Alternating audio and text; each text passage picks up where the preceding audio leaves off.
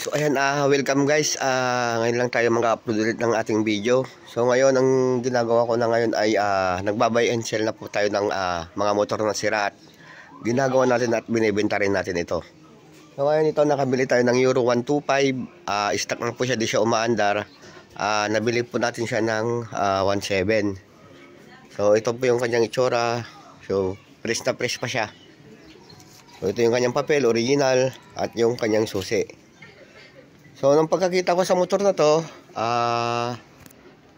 napapadyakan naman siya. So, ibig sabihin, ang sira niya ay minor lang. So, ayan, pumapadyak siya. So, ibig sabihin, minor lang po yung kanyang diferensya. Maaring sa wirings lang or spark plug lang. So, abangan nyo po yung part 2 natin sa pag-upload ng video na ito. At papanda rin natin itong nabili natin. So, nabili ko siya ng 1.7. So pag nagawa na siya, magiging 7K na po yung ating bintahan dito. Euro 125 po siya. So ito po yung motor na bili natin.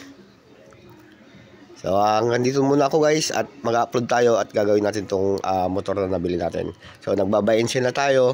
So kung may mga binibenta kayong motor dyan na stock na at wala nang balak ipagawa, PM nyo lang ako. So maraming salamat po.